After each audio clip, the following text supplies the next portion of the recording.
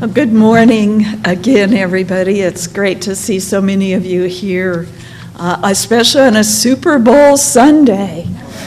First thing this morning in the newspaper, I looked, there was a cartoon that showed this woman pushing this man up the front steps of the church, and he's wearing a football jersey and carrying a bag of chips and maybe a can of beer in the other hand.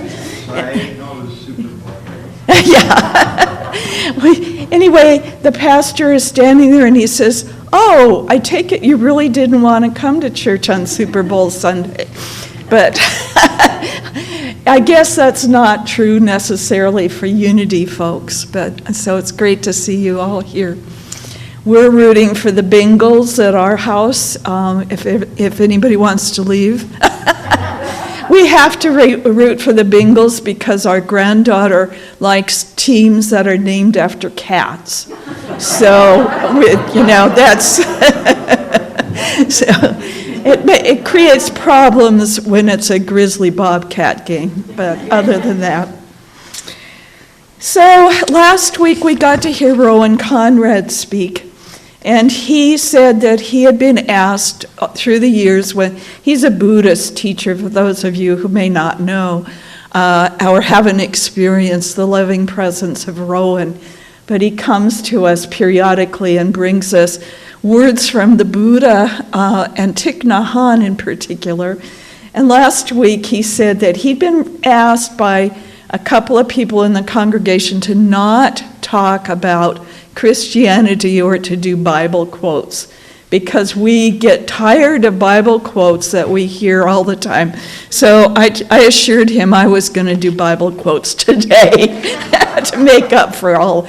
No, I'm kidding, of course, but it was nice to hear him. And then I told him that he stole a lot of my points about strength that I was going to use this week. And so I apologize for that, but it is interesting how the strength of God transcends so many traditions. And the strength of God is what we realize we have to come to rely on in our lives. That the strength that we use is not necessarily coming from our own strength. And when we think that we have to be physically strong or mentally strong or spiritually strong without going within and asking for that help, we find ourselves often without a rudder and unable to do that which we are supposed to do. I did a lot of rereading of course, as I always do, and I picked up this book called Resilience.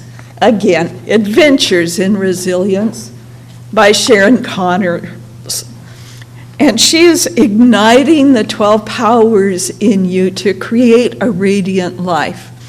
Now, I've always liked Linda Martella Whitsett's book about the 12 powers better.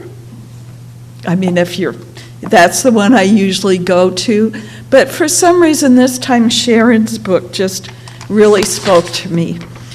So let me read something that she said about spiritual strength. Spiritual strength is a power that can trump fear. It empowers you to take right action in the face of fear, loss, anger, rejection, disappointment, delay, and disapproval.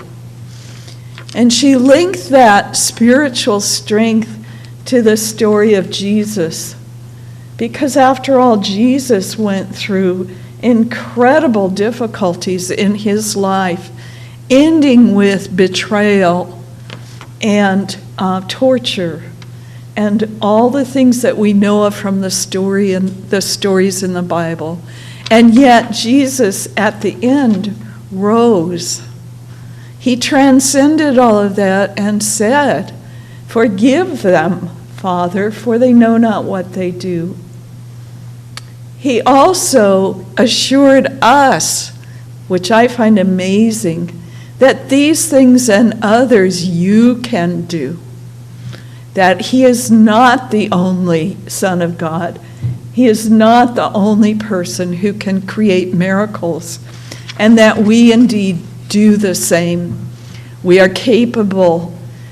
Of course, we're not capable when we just want to believe we're capable, but when we turn within and go to that place of inner strength, then we are capable of far greater things than we realize. Our strength partners with our faith and grows with our intentional spiritual development, which is another quote from Sharon Connors. Our intentional spiritual development helps us grow in spiritual strength. She told a story in her book about being a very small child. She thought probably about age 4. And she had been kind of pushed aside because her mother had a new baby that she was taking care of. And her mother was sitting in the rocking chair and rocking the new baby. And Sharon, at age 4, wanted some reassurance and some love and kind of crept up beside her mother and put her hand on her mother's rocking chair. And just as she did that, her mother said, "No, go away." And Sharon went to her room, and she said she didn't even remember if she cried, but she felt so overwhelmingly alone in that moment and so unloved. And unfortunately, she carried that with her for many, many years, and including when she was, I think, in 2nd grade, about 7 years old. There was a boy in her class that was being punished by the nun for not behaving or speaking out of turn or whatever.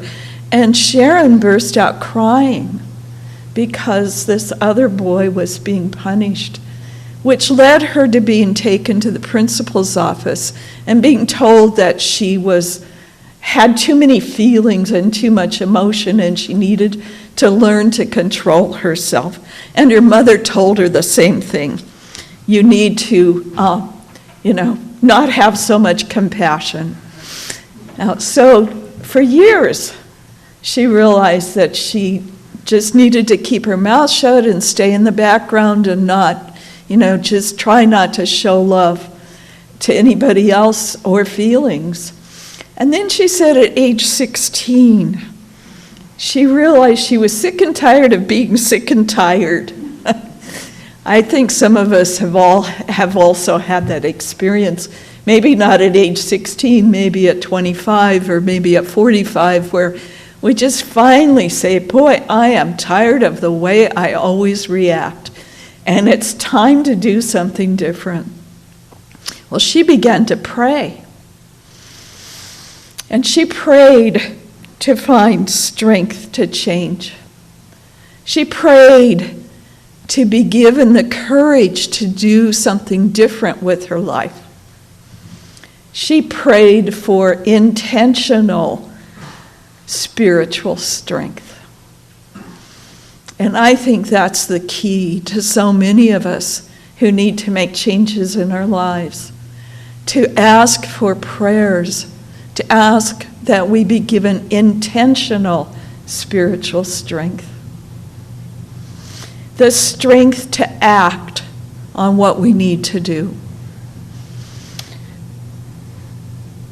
I picked the song for today about bridge over troubled waters because sometimes that's what we're asked to do. When we have prayed and received that intentional spiritual strength, knowing that we can rely on the strength of God to make changes, then sometimes we're asked to act, to move, to be a bridge for that faith, for that love, for that strength, a bridge for others. I think we in Unity know that beyond question, that sometimes we're called to do things we may not necessarily want to do or think we can do. But we stand up. We ask to join the prayer team. We start studying, we take classes, we read books. We ask to, as I said, join the prayer team, to become one of Unity's prayer warriors. Or we can just call Unity, Silent Unity, anytime, night or day, and receive support in prayer. We also are now getting prayer requests over the internet because we have a button on our website that says, do you need prayer support? We've had incredible healings through our prayer circle and our prayer team. I'm just going to tell you one other little story about a prayer request. Maybe you don't know, but when you put a prayer in the prayer box, or you call and just ask for prayers, I tell people, you don't need to tell us what to pray for, because our prayer team has been taught to pray just knowing that God knows what the person needs.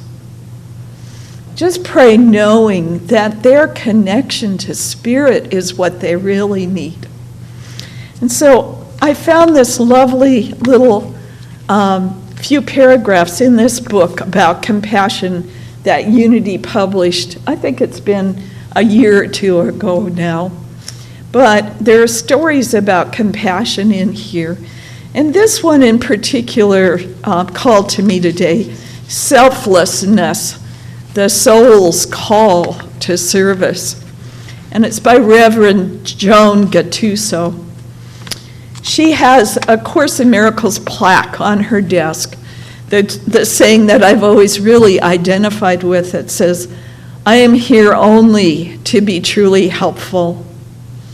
I am here to represent Him who sent me.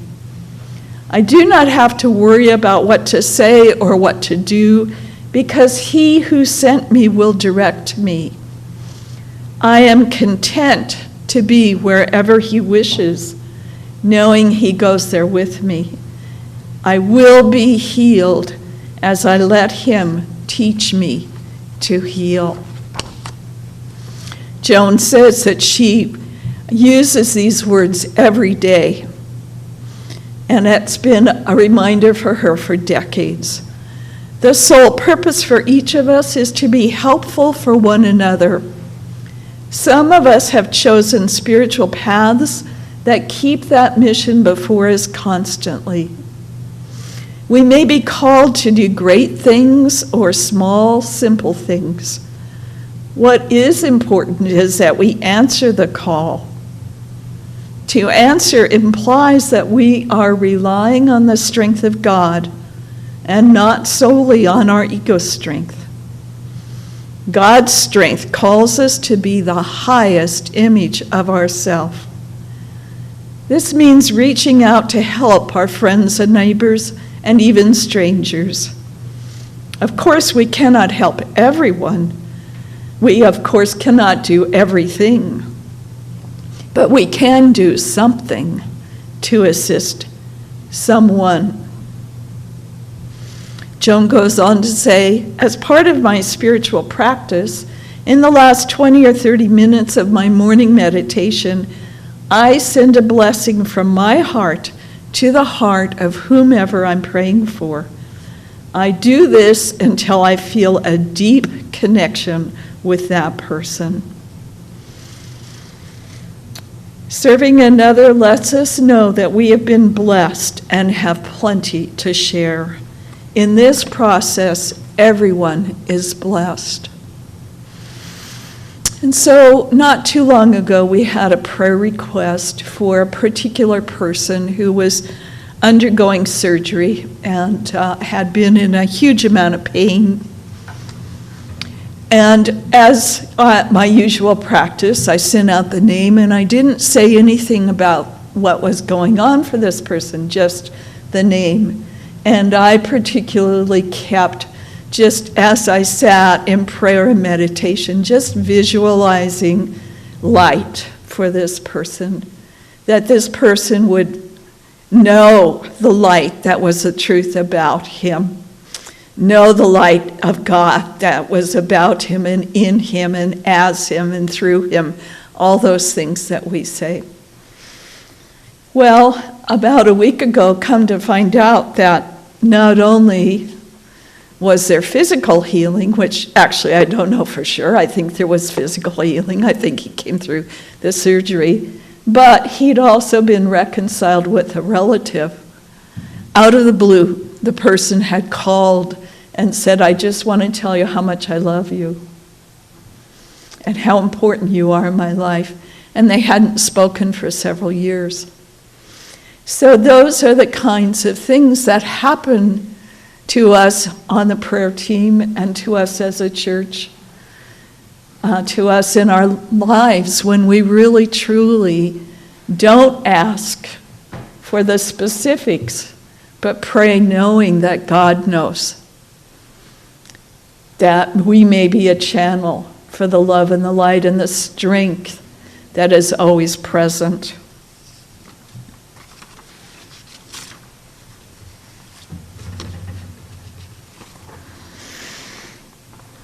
We are empowered to rise above any difficulty or personal upset to do the most loving, effective thing. It is the power to go the extra mile. There's the story, of course, in the Bible where Jesus says, if anyone asks you to walk a mile with them, walk 2. And I think that's really hard for some of us to do because it sounds really good in the Bible, and I don't very often have anybody ask me to walk a mile with them, carrying a load for them, and I certainly don't ever walk 2 miles because, hey, some of us just don't walk that far, right? But, I've been thinking a lot about what we're being asked to do in this time of COVID. We're being asked maybe not to walk a mile, but we're being asked to do things like wear masks and also to be vaccinated and to be tested and to help other people feel safe.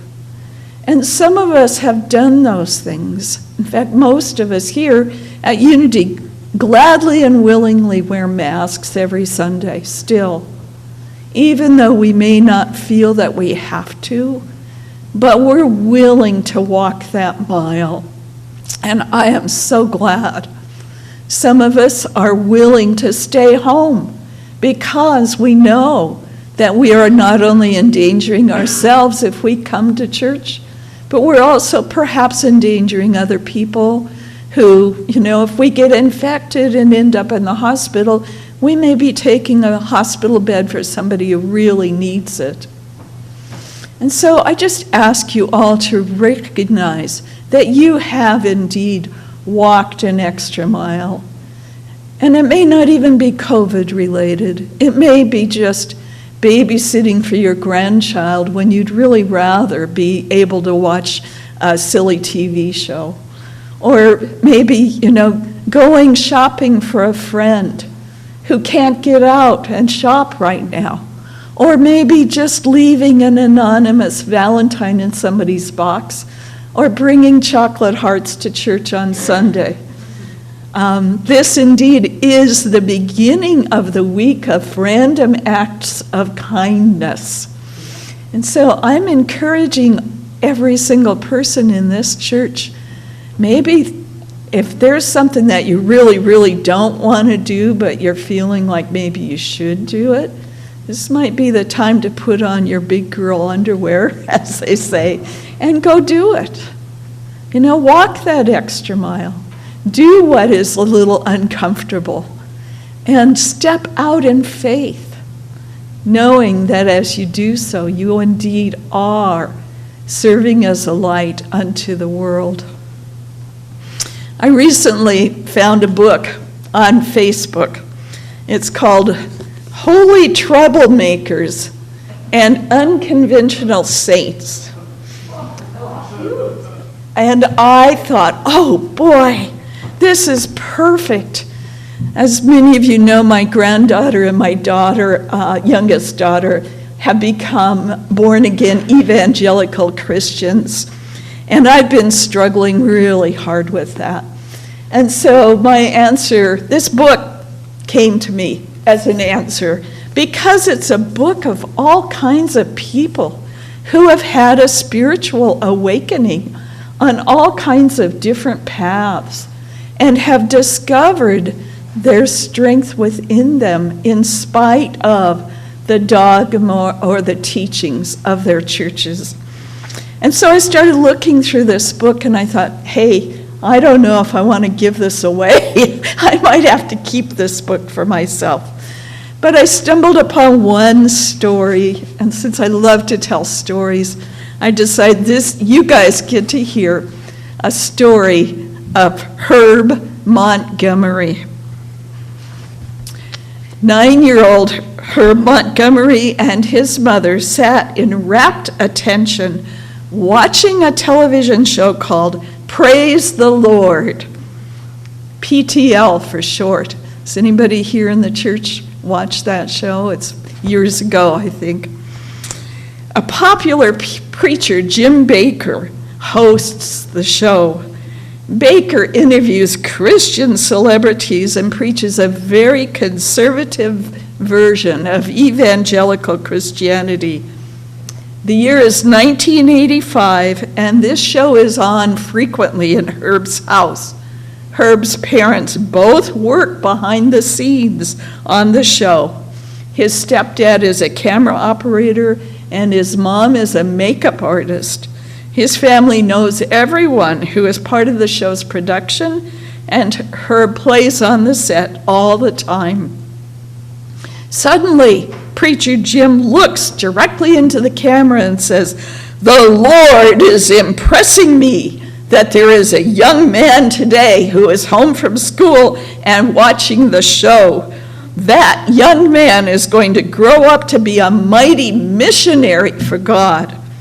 Herb's mother turns to look at him and says, "Oh, son, he is talking to you." Well, Herb, at 9 years old, isn't quite so sure about that. But he does go on to be a missionary and a preacher. A few years later, the PTL show ends in the middle of a scandal that sent Jim Bakker to prison. Herb's mother was devastated.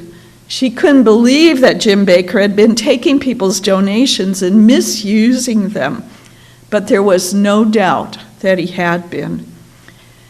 Herb was a teenager at that point and decided he didn't want anything more to do with Christianity. But shortly after that, he's playing in his grandmother's attic in West Virginia, and he comes across Bible studies about the New Testament book of Revelation. These studies painted a vivid picture of a violent end of the world that was coming soon. And this led Herb and his mother to join a very conservative church. Within a few years, he becomes a preacher, and he's traveling all over the world preaching at churches, school week prayer meetings, and other religious gatherings. His message was one of God's love and grace, but still within the boundaries of what a conservative church audience expected to hear. He was booked weeks and years in advance to speak at conservative churches, but somehow he felt there was something still missing. In 2012, he had an aha moment. For some time, Herb had been questioning the teaching of what the church called atonement. This teaching is based on the belief that God is distant from people because their sins make God angry, very angry. Atonement says that in order to calm God's anger down, Jesus had to die on the cross. The people who accept Jesus' death as payment for their sins can be reconciled to God or at one-ment with God. And this is still a commonly taught belief in Christian churches. But Herb says, that doesn't make any sense. Finally, he says, I don't think that's right. Jesus came to teach us love and acceptance and peace, and that we can all be a light unto the earth. He questioned the idea that Jesus had to die to appease an angry God. And after much reading and studying, he realized that that part of the Bible had been written by Paul, someone who never actually met Jesus. He learned a concept about nonviolence. He realized that nonviolence is looking at everything through the lens of Jesus' teachings. Christians are Christians because they believe that Jesus is the divine revelation of God, Herb says. This means that while the words in the Bible can provide guidance, they aren't meant to take the place of Jesus. If something doesn't seem like something that Jesus would say or do, then it needs to be re-evaluated. You should filter everything first through the life and teachings of Jesus. Does a belief or practice measure up to what Jesus preached in the Sermon on the Mount? Does it love our neighbors? Does it see God in the least of them? If the answer is no, then maybe we need to re-examine that belief.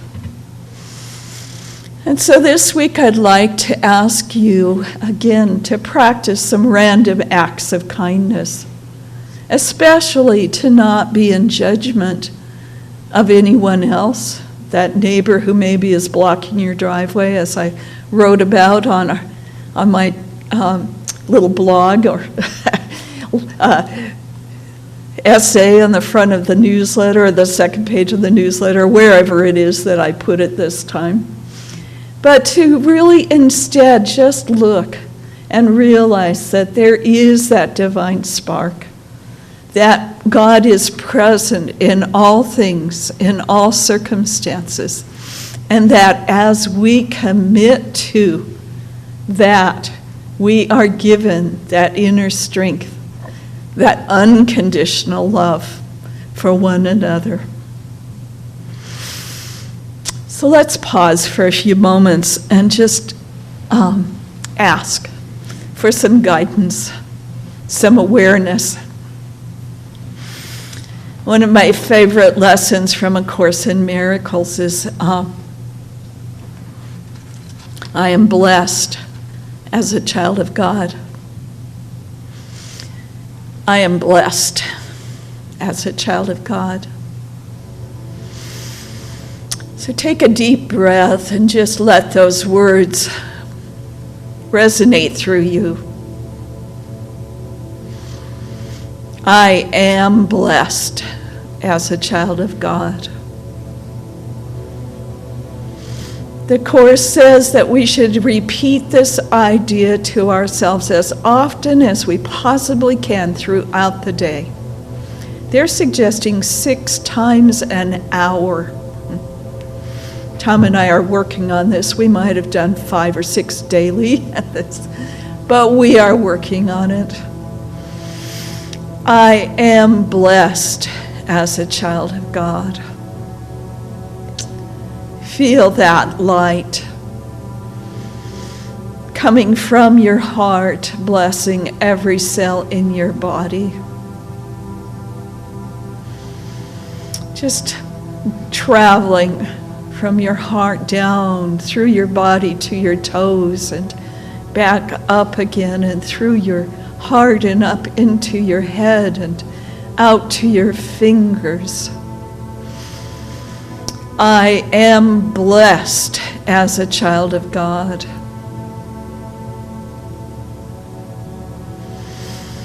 I am blessed with the strength of God, the vision of God, the peace of God, the heart of God. I am blessed as a child of God.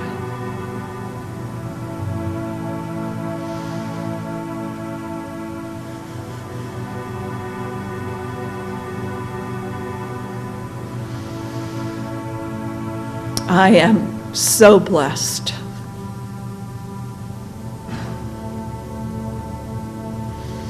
We are so blessed.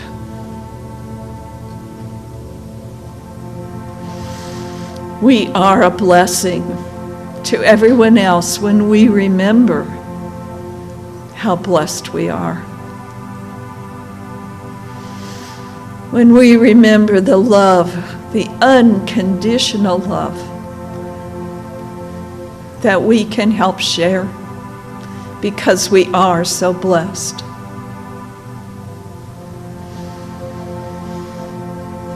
I am blessed as a child of God.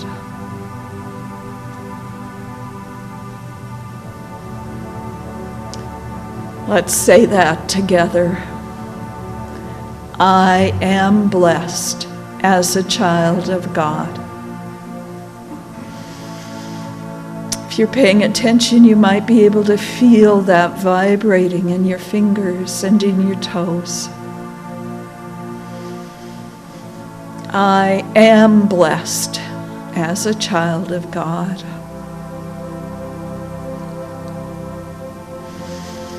And we say thank you. Thank you, Spirit, for all these amazing blessings, for sunshine and snow patches and just warm feelings that prevail here at Unity. For all the people we connect with through Zoom, all the blessings that we have and are. Thank you. Amen. So as you come back into the room, you can stretch a bit and move your fingers and toes again. Maybe open your eyes if you're ready to. And we will pray together our prayer for protection. When you're ready, I am the light of God. I am the love of God. I am the power of God. I am the protection of God. Wherever I am, God is, and all is well. Thank you.